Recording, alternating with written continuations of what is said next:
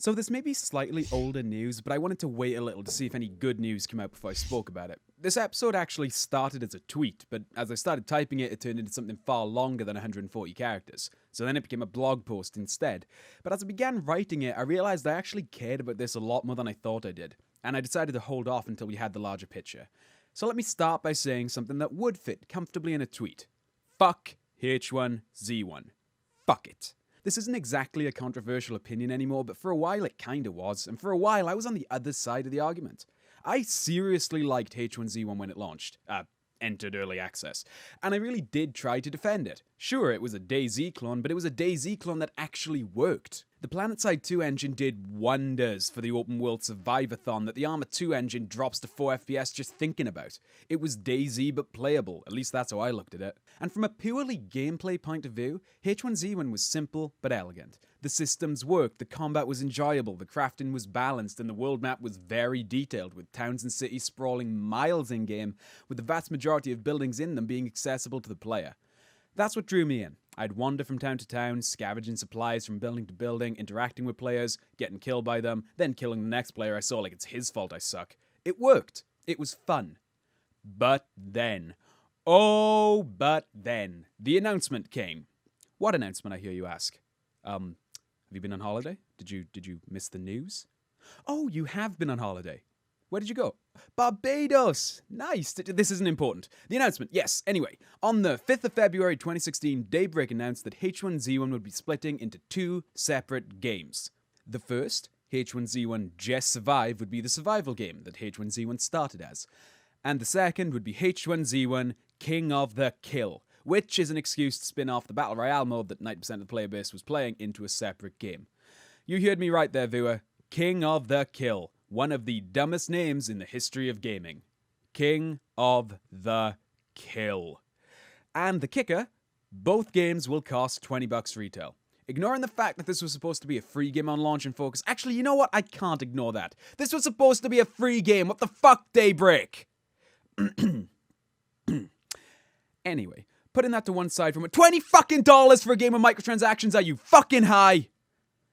Okay, I needed to get that out. So pretending this isn't a massive kick to the strawberries for all the longtime fans, allow me to don my tinfoil hat and focus on the conspiracy of why Daybreak did this.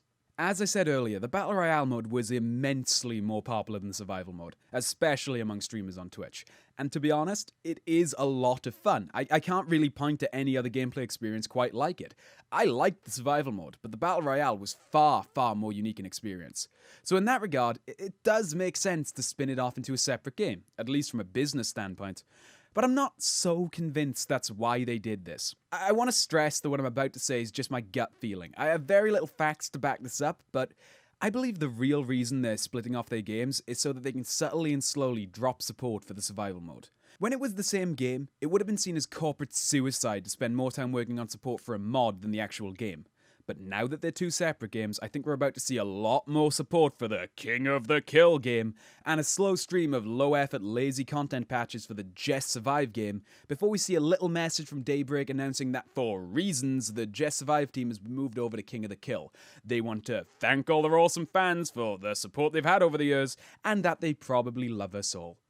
Maybe I'm crazy, but doesn't that make sense? Battle Royale is where their money is now, so it would make sense that they want to focus on it. But why H1Z1? Why taint a franchise you already have? Why not just spin it off into a totally separate game? Use the same engine, slap some paint on it and call it some other stupid pun instead of King of the fucking Kill? How about Capture the Kill? Domikilshin? Search and Dist Kill? Or more seriously, just call it Battle Royale.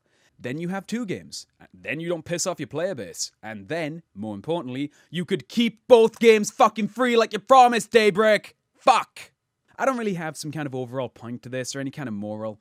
Honestly, I think I'm just a little bit salty that I spent quite a lot of time defending this game, trying to tell people that it really was worth a look, and Daybreak actually cared about finishing the first early access zombie survival game. Oh, how naive I was. I guess if I force myself to think of one, my point is really that we should probably all stop buying early access games, but that's hardly an original point. The reason Daybreak were able to do this is because the game, in its bare-bones early access state, sold over 1 million copies.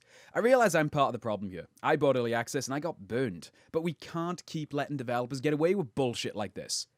Maybe I'm wrong. Maybe H1Z1 will thrive under this business model and they'll both be great games. Maybe I'm just cynical. But if the current trends in gaming are anything to go by, I think I may have just hit the nail on the head. This one got a little serious. We'll do a fun episode next time, guys. Pinky swear. If you've enjoyed this video and want to see more, please subscribe and check out our social media thingies. All the links are in the description. I'm Jack Morris, and this was Game Talk. Hey guys, so Jack overslept, which means I'm in the studio and he's not here yet, so I can just touch everything. Anyway, remember to like and subscribe if you enjoyed this video, and if you want to buy some t-shirts, we've got t-shirts, the link is in the description. We've got some other merchandise as well, but t-shirts are the shit. So yeah, get those, and don't tell Jack I was in the studio, unless he's editing this video, in which case, sorry Jack, I touched all your things, and maybe rubbed some other things over them as well.